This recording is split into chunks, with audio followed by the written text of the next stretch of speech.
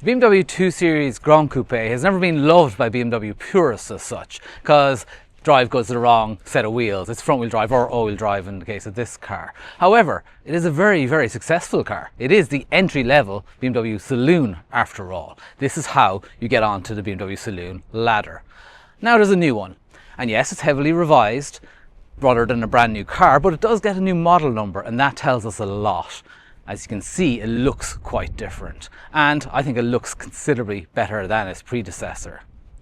It helps that this is the M235. That's the range topper. You'll notice that the I is gone. That's just a new naming strategy from BMW.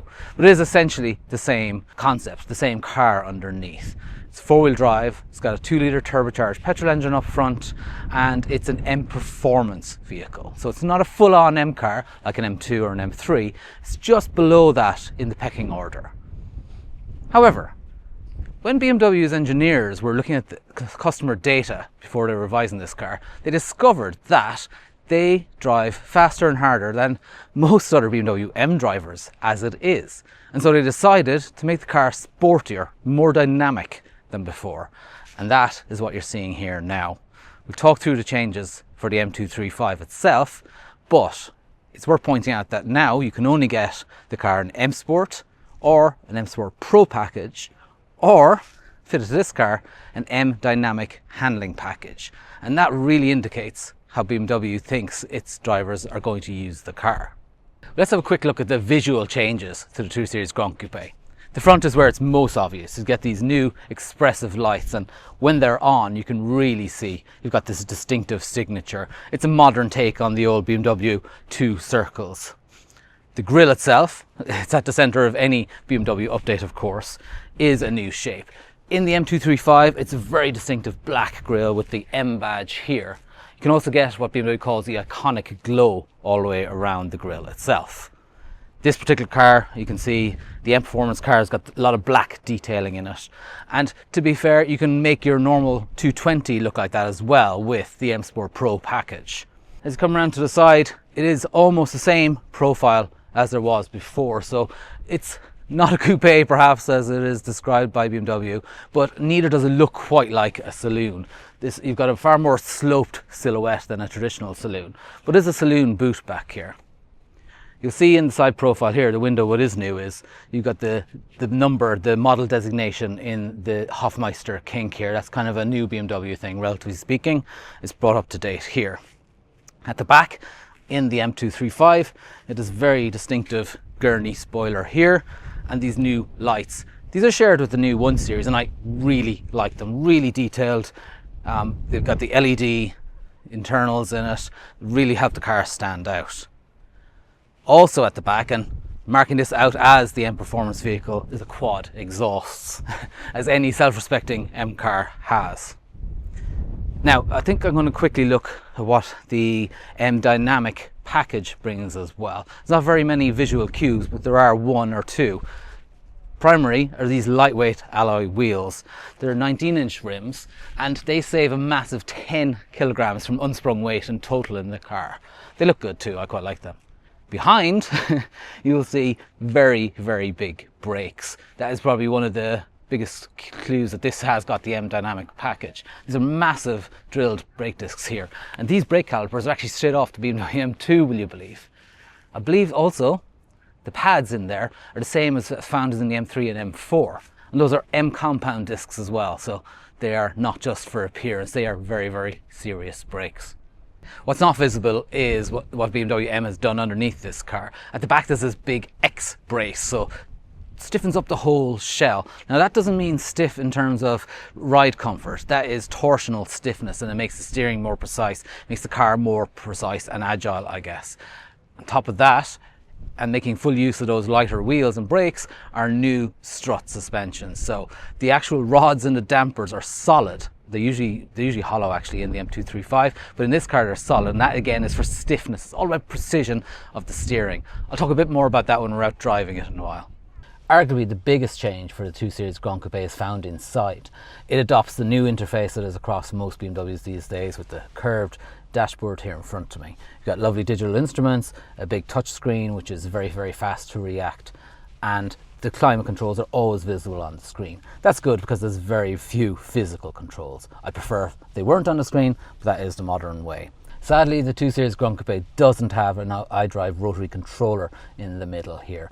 We're kind of used to that now on the lesser BMWs. The 1 Series is the same, so everything is on the touch screen. As I said, thankfully it's a good one. Elsewhere, and there's a few really nice little details inside this car. A nice new sports steering wheel, lovely and circular, I'm really glad to see.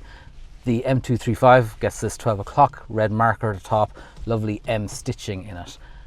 On the subject of M stitching, I was speaking to one of the engineers yesterday and they were at great pains to point out the detailing here. And on the dashboard, this stitching apparently is done by hand, which I'm really surprised in a mass market car these days.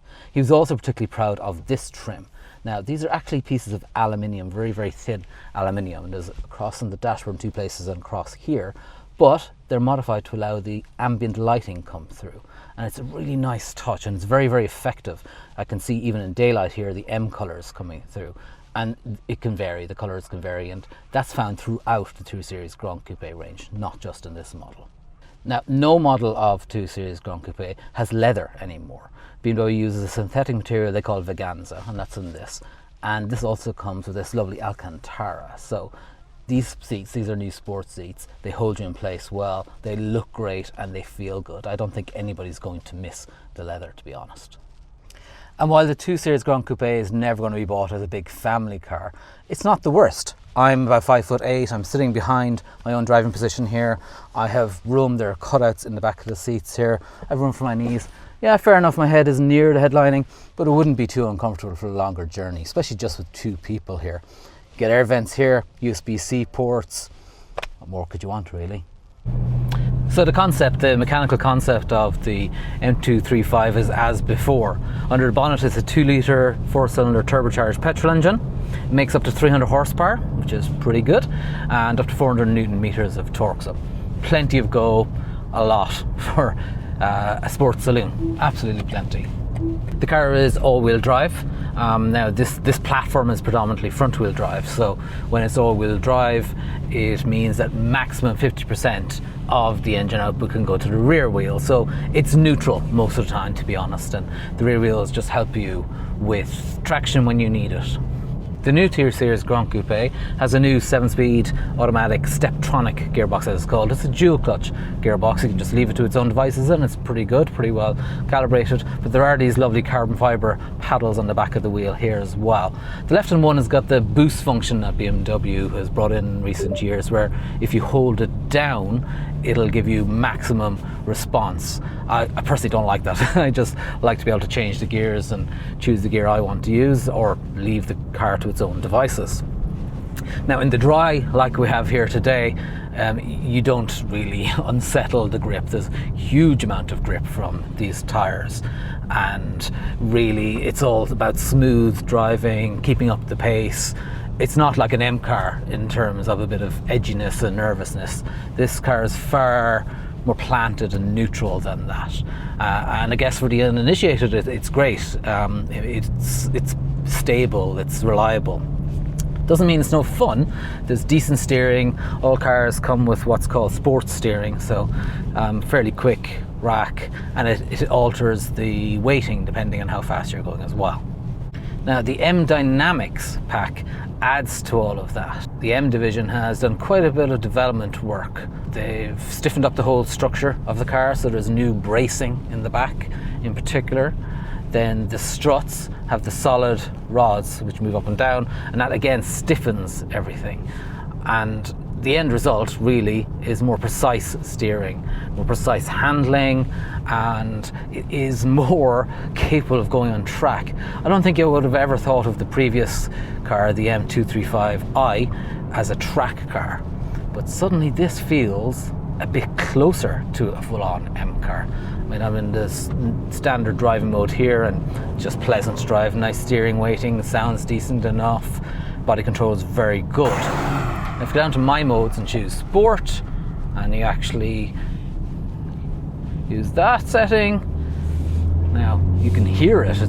The engine is much more audible. Some of it is synthetic, but it sounds genuine. Throttle response is keener. and it holds on to gears for longer too. In fact, I think it holds on to gears a bit too long at times.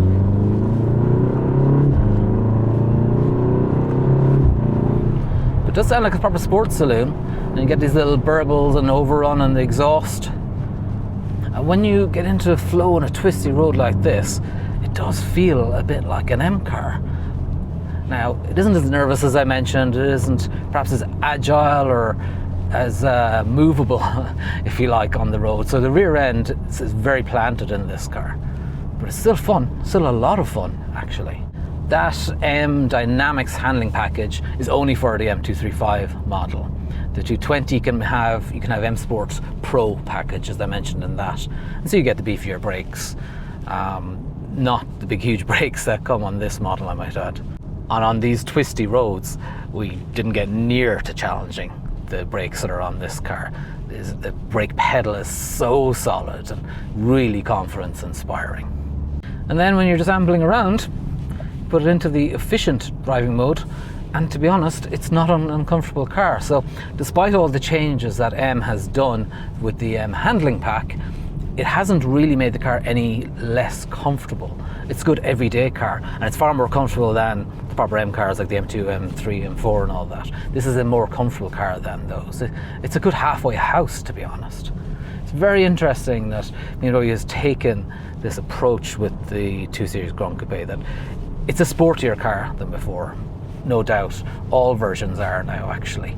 And it is definitely keener, and it's for keener drivers, I guess, than it was before. But it's still, at its heart, an everyday car. So it's an everyday car that the person who drives it every day would just like to drive. And knowing M, it's like almost a taster of what the M brand can bring, and maybe the idea is that it can bring more buyers into that way of thinking and that way of driving.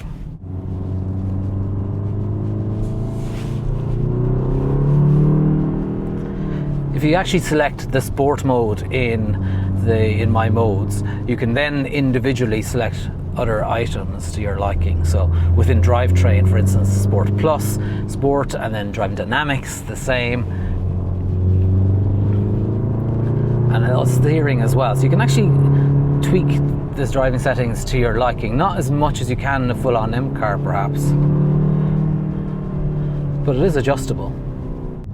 What you don't have in these cars, of course, is the M1 and M2 mode buttons that you get on the M cars. So it isn't a full-on M car. BMW still wants you to have a reason to upgrade to those things.